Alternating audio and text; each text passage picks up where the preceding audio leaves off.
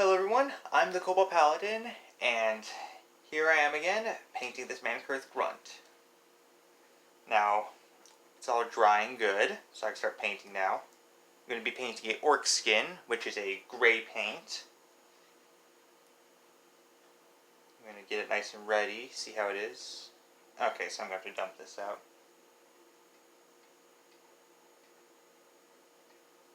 Ooh, that might be a little too much. Oh well, I'll use it on someone else. Get my starter brush here. And get all of his skin.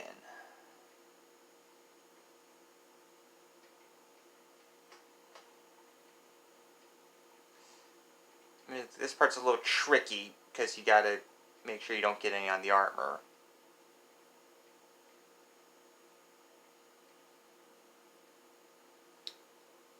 But it's coming along pretty good. I don't remember if I've used this gray before, but so far it's actually working really good. I like this gray. Then again, I don't think I've ever had a problem with any of my gray colors. Let's get his nice legs.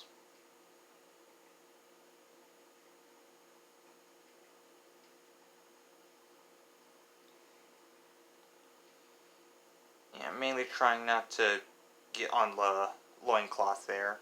Although it's a lot easier to see the loincloth because the leg isn't black anymore. It's gray, so you can tell it apart.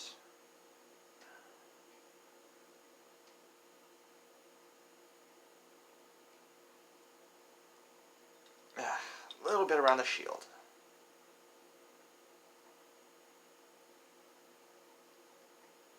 There. Legs done. I might section up later, but it should look good. Okay, that's part of his skin. Couldn't tell for a moment. Yeah, grunts usually can have pretty much any skin color you choose if you're the one making them. So it doesn't really matter what skin color they are. I'm just choosing gray because I had it and I just didn't feel like choosing another color. And also, grunts cannot speak, much like most magical creatures, unless you give them the ability to speak. Mostly they grunt, they hoot, holler, scream, hiss. They can march in formation, although those formations usually disintegrate if you force them to attack. They won't stay in formation, they'll just run around and just hogpile whatever you tell them to. Let's get his face.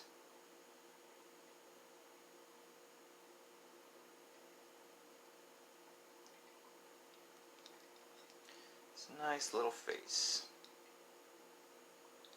It's a nice ugly little face. Now, these things aren't goblins, because goblins are actually another thing from Evoxin, which are sort of people, but back during the Ingrevian War, the Ingrevians had a weapon called the Plague Sky, which gathered a whole bunch of toxins that the Ingrevians came up with because they sort of invented biological warfare. And it gathered up in the clouds and rained a whole bunch of toxicity on people. It would soak into the ground, make places inhospitable. So bad that the goblins of Evoxin present are the offspring of the ones who survived the Plague Sky. It permanently damaged their DNA. Oh, he looks nice. So now they look weird. And most of the goblins are cordoned off in certain sections of the world. Their bones are weak, their muscles are weak, so they're usually easy to push around. But they are a sentient race. They can reason and talk, because they were basically elves, orcs, humans, and anyone caught up in it. And they've all just basically been organized as one race, even though they are vastly different.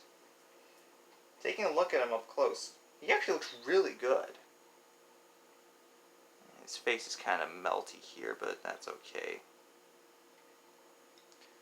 The gray didn't take long. I thought it was going to take longer. So I don't know what I'm going to put this gray on. I got it. Oh, no, never mind. Put it on this. I think this is supposed to be like a statue or something. So let's see if this is a good statue. Or actually, no, I'm not going to use my starter brush. I'm going to use my base coat brush because that's a lot thicker. So just clean this off. Ah, dang it. And replace it with the base coat brush. It's a nice statue. It definitely is a very cool looking model. Uh-oh. There we go. My base coat brush was a little rigid. Not there. Now it should be good. I don't think there's going to be much of a difference,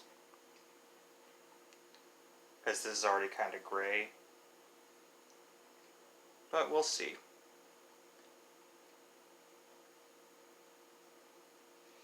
Yeah, I haven't really decided what this statue is, but it does really looks nice. It's a good set piece.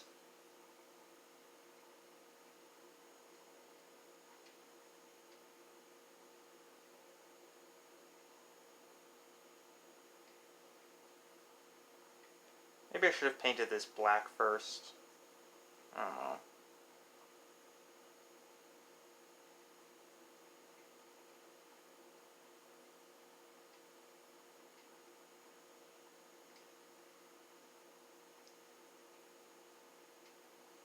Uh-oh. Got a little too much paint on the brush. Because, yeah, you want to keep it near the tip of it. If it goes down further, it can mess with the brush. Got a little too much on it. So just a quick wipe, rinse. And always make sure when you're done, or just trying to get the point back, make sure you shape it. But I'm almost done with this gray. I mean, the statue still has a lot more. I'm not going to finish it here.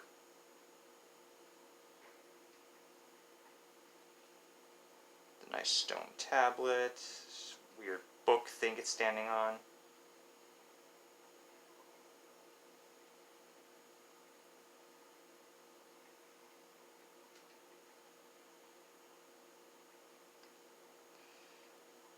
Yeah, this orc skin really doesn't look much different from the primer, or not primer, whatever this thing is. Why did I call it primer? It's hard to tell where I have and haven't painted.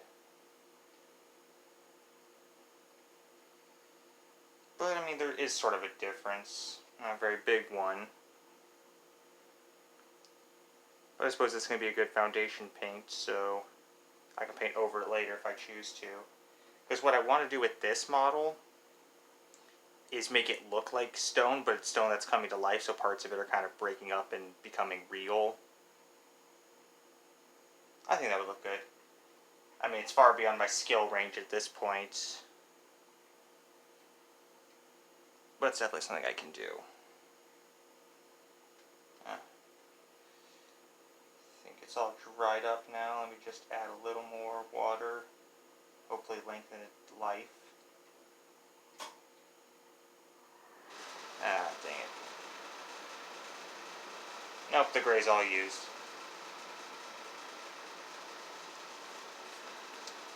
Hello, air conditioning. Alright. So, what I've learned is orc skin does not make a good stone looking thing. But orc skin is very good skin. This is an orc. It's a grunt. But still, I think he looks really good, actually. And definitely looking, that yellow is so much better now. I got to do some touch-ups later, but I can do that later. So far he's looking good. He's getting ready to make another attack on some unsuspecting settlement. Right. So yeah, and that's how you make a Mankurth Raider. I'm probably going to be making a few more of these off camera, just experimenting, and I'll probably do like a little showcase. But yeah, that's just a basic painting tutorial.